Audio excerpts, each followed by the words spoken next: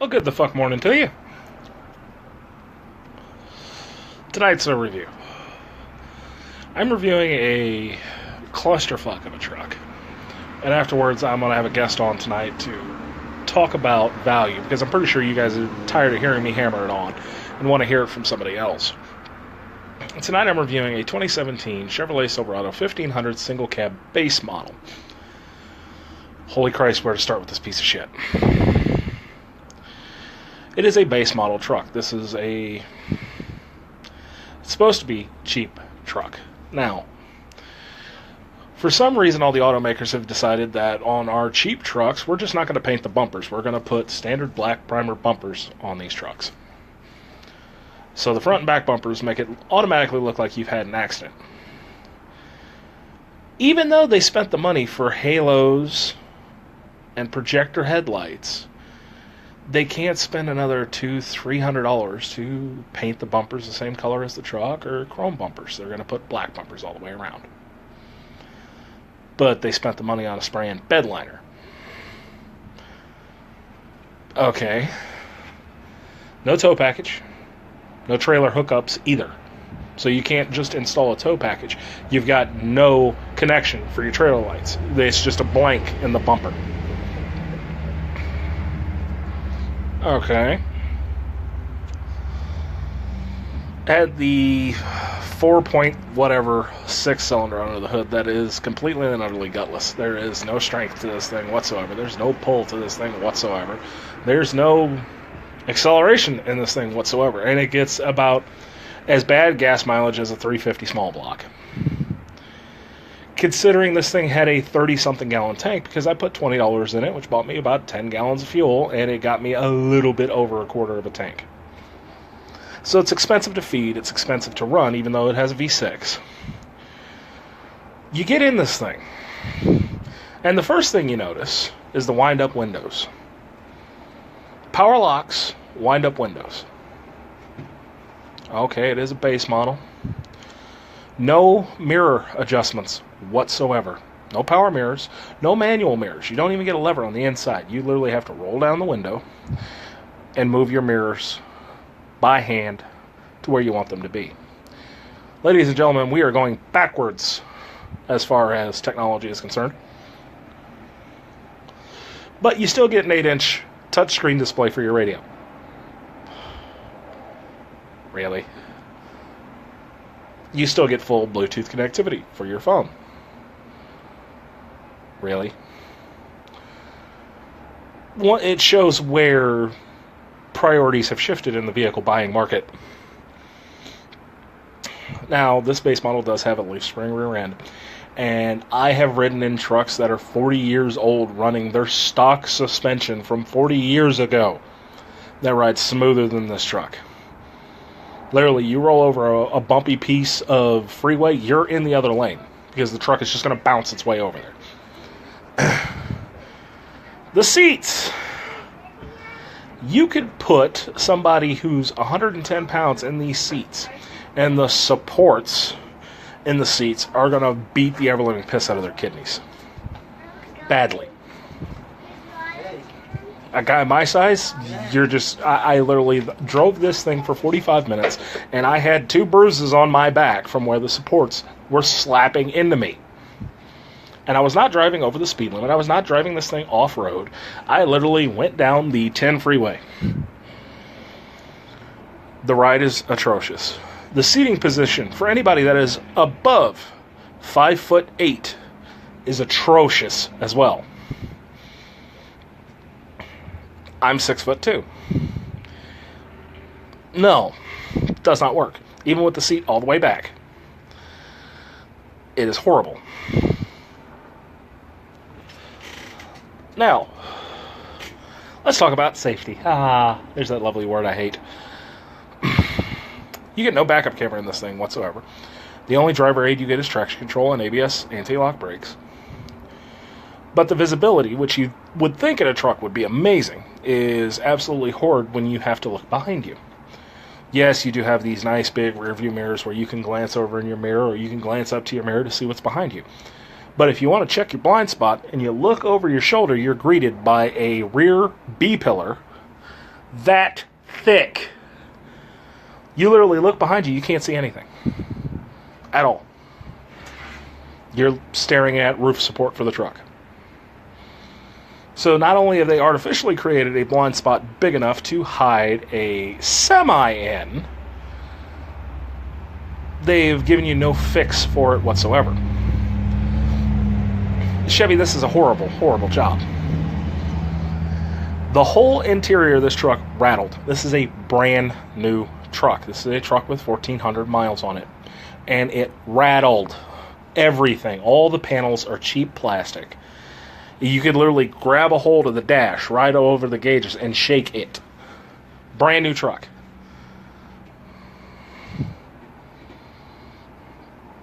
What the hell? The plastic that did consist of your dash was so ill-fitting you could see through the gaps between the radio and the air conditioning vent into the dash. Brand new truck. Brand new truck.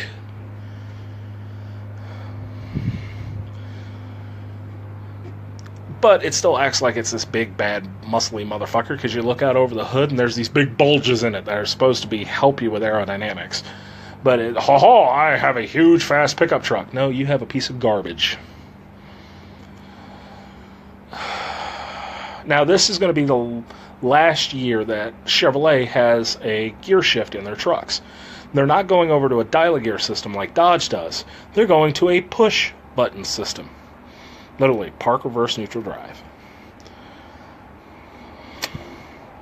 Again, we are going backwards in ingenuity here because the 1957 Plymouth Fury had a push-button transmission. The Ford Edsel had a push-button transmission in the center of the steering wheel, which was a huge safety hazard. The 1930s and 40s, all the old Streamliners had a push-button transmission when they were automatic. Ford's, Highway Glide?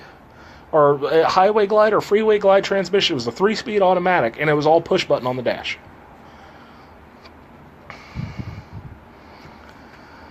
This is an extremely, extremely poor attempt at a new vehicle, Chevrolet. Holy shit. Holy shit. 1 out of 10. You couldn't give me this truck for free. You couldn't give me this truck, pay the taxes on this truck, give me lifetime full coverage insurance and a lifetime fuel supply for it. I would not take the keys. At all. At all. Now let's talk about price. And I don't like doing research for this show. I like it to be off the cuff. I like it to be whatever's rattling around in my head. But I was curious as to what the MSRP for this truck is. MSRP stands for Manufacturer Recommended Sales Price. The MSRP for this truck is $28,000 and change. 28 grand.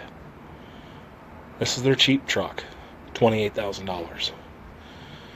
Oh, but Jake, you get rebates and dealer discounts and blah, blah, blah, blah, blah. Okay, yeah. You know what? I checked my local Chevrolet dealership. That brought the truck down to $24,000. I can go buy a BMW 3 Series for $24,000. I could go buy a Dodge Ram 1500 Express quad cab for that price. I could buy a 1990 Chevrolet C10 or Chevrolet 1500 for $1,000 and take half of that, $10,000, $12,000. And I would have a show truck that would win every single award. It'd be at SEMA, it would be at Scraping the Coast, it'd be at Cruising the Coast, it would be at Barrett-Jackson.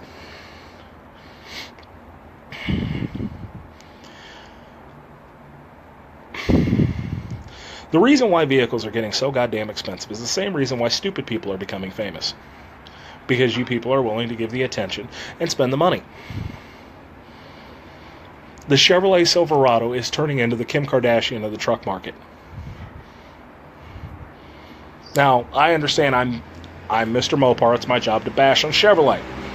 So tonight I'm sitting here with Grand Moff, go fuck yourself. He is a diehard Chevrolet guy. And me and him butt heads daily on who makes the better product. You lose. Now, Grand Moff here had the opportunity to purchase a new Chevrolet truck past couple of months. And I believe the truck they wanted to sell you was a Sierra High Country for $100,000. Yes. So, you own a 1989 Chevrolet Suburban C2500, right? Correct. That's the two-wheel drive. Two-wheel drive, 3/4 ton. Yeah, two-wheel drive, 3/4 ton truck. Has a small block 350 Chevrolet engine in it. Yes. Optional 40-gallon fuel tank. Yes. Power windows, power locks, all of it. It's the Silverado package. So it was basically the top-tier package at the time. Correct. How much was this truck brand new? Because you had the original sales price on your title, correct? Yes. Tell them how much that truck was brand new. It was $15,000, and that's ordered from the factory, including delivery charge. Okay. $15,000 for a custom-ordered truck. But people are going, oh, Jake, that was almost 30 years ago. Well, accounting for inflation, that truck today would be $30,000. Accounting for inflation, dollar for dollar, that'd be a $30,000 truck. And that was fully loaded. That was with the... That was a fully loaded truck. I think the only thing your truck doesn't have is leather. Am I correct? Right. And that was because the previous owner decided not to order that. So he basically said, I want everything but leather seats. And a front differential. And a front differential. Okay. So all but two of Chevrolet's extras at the time. Now, you've looked at new Suburbans. Yes. Especially when I worked at the Chevrolet dealership. Mm-hmm. How much was a base model Suburban brand new? $73,000. $73,000 for a base model Suburban. The equivalent of my truck now, to custom order it, would be in the neighborhood of $96,000 before delivery charge. So $96,000 for the equivalent of an '89 Chevrolet and a brand new Chevrolet before paying for it to be delivered. And delivery charge, I think nowadays is about $1,800. So call it $98,000, almost 100 G's. Before taxes, before fuel, before insurance, before all that. And mind you, now, you end up with a vehicle with less internal space than the Dreadnought class Suburban offers. Yeah. It's got less space, a smaller fuel tank. And you look at it hard and it gets mad at you and the whole front end collapses. So the truck's totaled in just about any collision it's ever involved in. Yeah. But don't you know the crumple zones and all that are designed for your safety. Now, here's why I don't like safety. Or at least modern day nanny state safety bullshit. Here's why I think when I say I don't like safety, or that's the lovely word I hate so much, it's because they have designed vehicles that, yes, crumple zones take some of the impact away. I get that. I understand that. The human body can only survive up to so many G's before it's all said and done. Understand something, though. If I'm at a 30-mile-an-hour collision in his Dreadnought class Suburban, why do we call it the Dreadnought class? Because the son of a bitch, you could drive it through a building and you'll only scratch the paint. If I'm in a 30-mile-an-hour collision, in fact, let's do that worse. You were sideswiped at 45 miles an hour. You were pushed over into a Jersey wall in that truck, correct? Yes. What was the damage to that truck? The passenger side front lower fender marker light was shattered. The fender was crumpled a little bit and the bumper was bent down slightly. And if you didn't know the truck beforehand, you wouldn't have noticed. So, all in all, how much would that repair cost on a truck like that? Maybe $1,000? $1,200 tops. Okay. Now, how did you take that hit? Inside, were you hurt?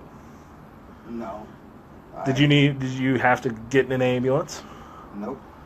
And the truck's driven fine since. It didn't even knock the alignment out. Okay. You do the same thing in a modern car. You would total out the vehicle. Now, most cars, the hoods are weakened about halfway up. Because the theory is, in a collision, the hood will fold up, literally, like this, and create a barrier to stop anything from flying through the windshield. Understand something. The sheet metal that's used to make hoods nowadays is half as strong as a double-paned windshield. Oh, wait a minute. That's on every car standard. But Jake, rocks just chip my windshield all the time. Yes, they chip the outer layer of your windshield. Your windshield double paned is literally two pieces of glass with a piece of laminate in between them, holding them together. That's why when you see a windshield spider and take a hit, it flexes and holds. If you were to put that hood up, just where it was equal on both sides, there was nothing in front of it, there was nothing behind it, and you put up a pane of glass, you take a fastball.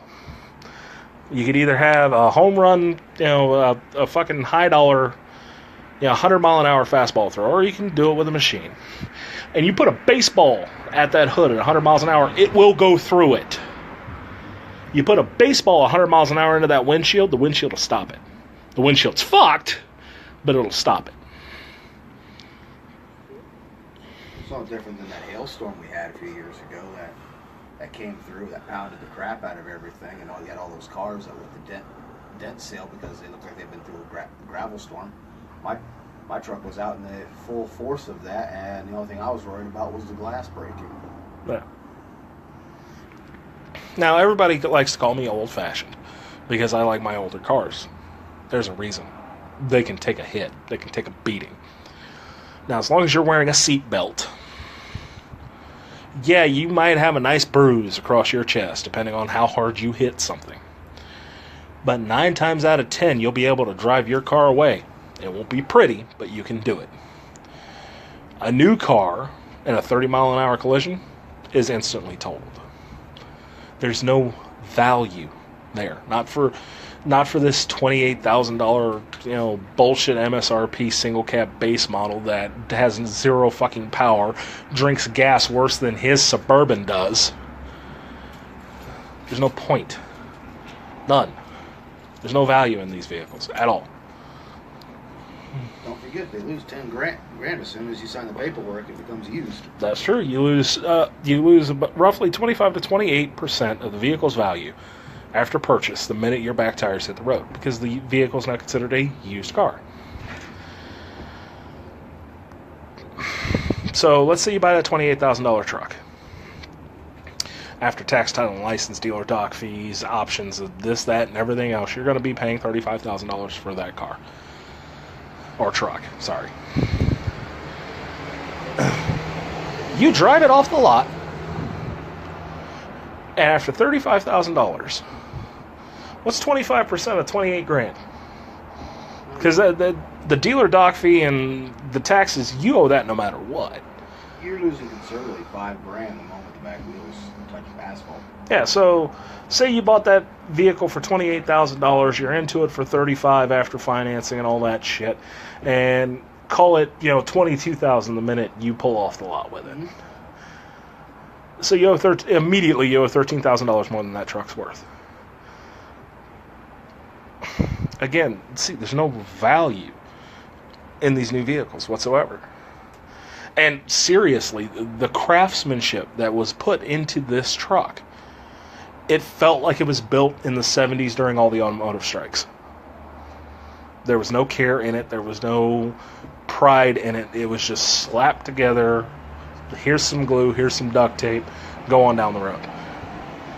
And they are telling people, you're going to pay $28,000 for this truck. And people do. Why? Because they think that's what it costs. It's not.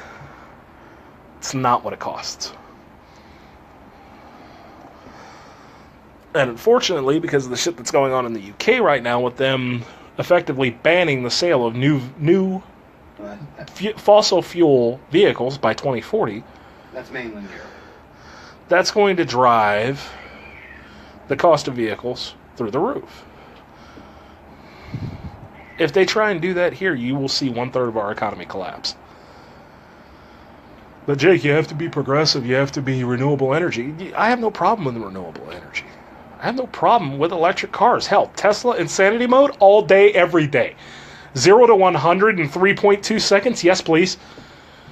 If they could just figure out how to make that fucker go farther on a charge, sign me up. I'm good.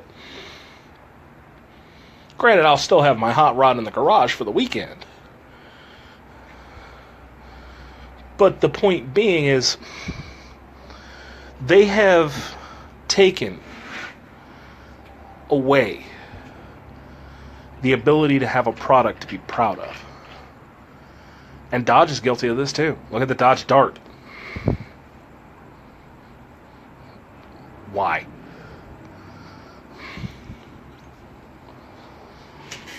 The only thing that is padding anything is the big three's bottom line. And they're going to eventually price themselves out of the market.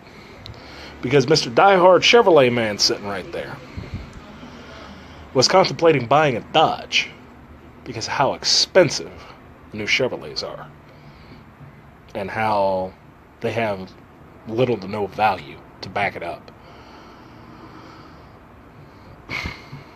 I don't understand that. I have no problem spending the money on something if it's worth it. It's not worth it. And I know I'm going to get people telling me, well, you don't have the whole picture, you got to look at inflation, you got to look at legal fees.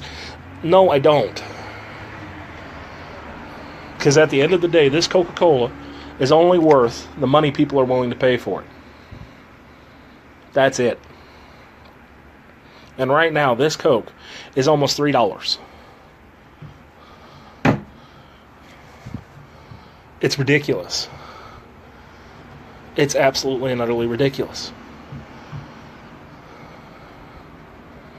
I can see spending $50,000 on a pickup truck if it's a diesel dually that is a work truck. It is designed to pull 39,000 pounds like the new Dodges with the Asian 6-speed in it are supposed to do.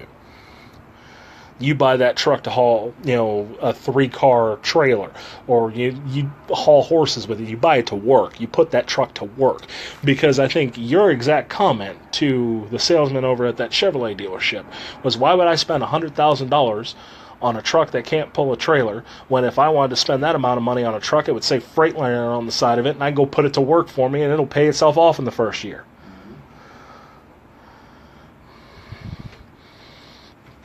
Vehicle prices have gone past ridiculous. They are straight up insulting. Because that is true. You could go buy a $100,000 Suburban, and that's your personal vehicle. That's what you drive around in every day. I could take that same $100,000, go up to, what's that company, Lone Mountain Trucking? I can go up to Lone Mountain Trucking, and for $100,000 buy 2 used whatever the fuck I want. 2 used Internationals, 2 used Freightliners, 2 used Peterbilts. Hell, 2 used Volvos if I didn't have my glasses on that day. Anybody that drives a Volvo truck, sorry for your luck. But I could go buy 2 big rigs, and I could put them to work. And I can make money off of that. For those playing the home game, $100,000 will buy you a house in most parts of the country. It'll at least buy you land. Yeah, that's right. You'll at least buy you land. And you'll always make money on that. Why? Because property values are always going up. Unless there's a huge economic bubble like there was in 2008 and the market crashes. But guess what? They kept going right back up. That's why people tell you all the time, oh, I made a fortune on my house. No, you didn't. You bought it 20 years ago, and inflation and property values have skyrocketed, so you were at the right place at the right time. It made you money, though. You can argue with me all day long that you bought a $100,000 Suburban to go do Uber XL. Good on you, Slick. Good on you. But you got to put away $1,500 to $2,000 a month of the money you make strictly for fuel, oil changes, tires, and brakes. strictly for the vehicle's maintenance. Because vehicles are not designed to take that kind of abuse anymore. They're not designed to drive constantly and constantly and constantly and constantly. They're not. Thank you. Hey, Maria. I get frustrated because automotives used to be a cornerstone of America. I was talking to my buddy Ross about it last night, and it was baseball, apple pie, and Chevrolet. That was the three things that made America. In fact, that was actually a jingle. Yep. And for all intents and purposes, here's a little blurb if you didn't know it. Ferdinand Chevrolet, or Franz Chevrolet, I forget exactly. I know it starts with an F. The man that founded that company was a Frenchman. But his company grew to be a cornerstone of this country. Most people nowadays see cars as something to get them from A to B. They don't realize that the part that the automobile has played in American history for half of its inception. You know, the Mustang, the original pony car, was designed to do one thing: to drive up and down Beach Boulevard.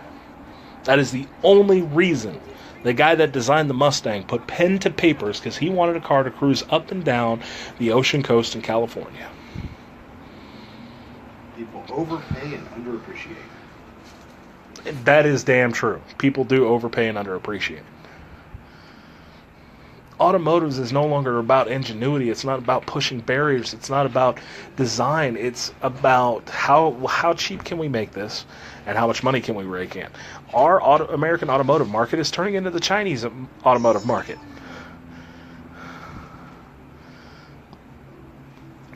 And that's sad.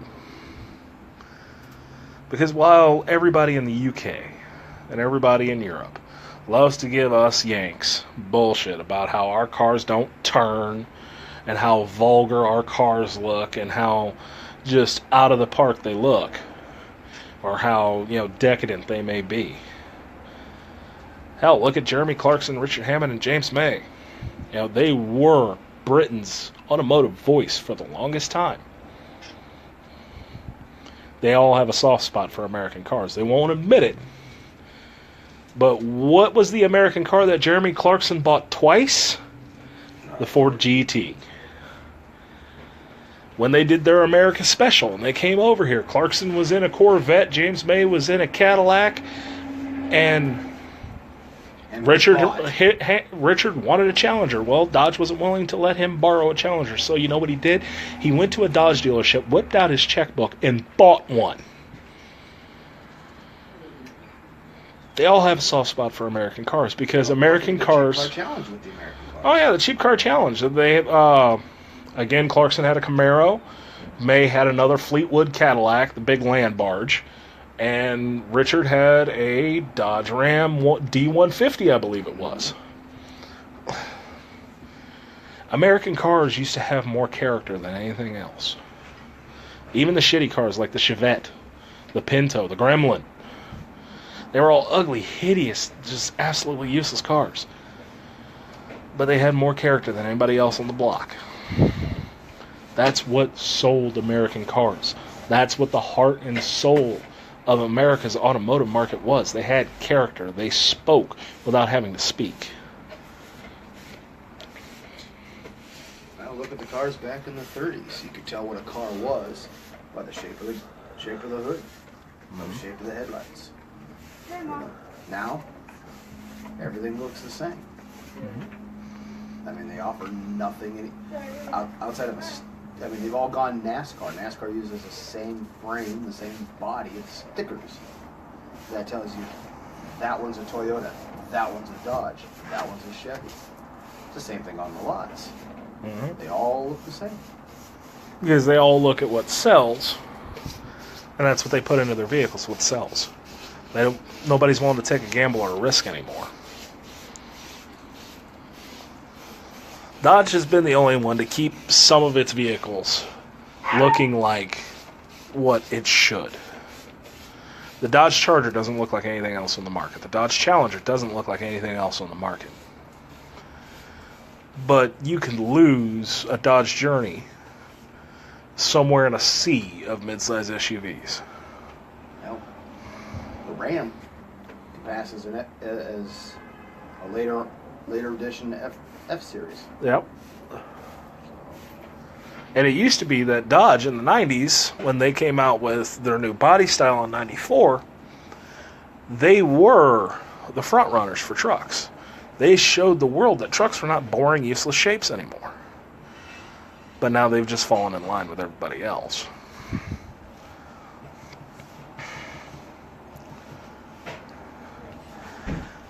It's a sad thing. And Chevrolet, if one of your corporate guys end up seeing this and want to contact me, go right ahead. I'll tell you the same thing. I've got no problem telling you the exact same thing. Your trucks are not worth the money you're charging for them. They're built with the shittiest of care I have ever seen in a long time. A long time. I have seen trucks from the 60s and the 70s in modern day that, yeah, they could use a refresh, but they were in a lot better shape and handled themselves a lot better than your modern trucks do. Y'all have a good night.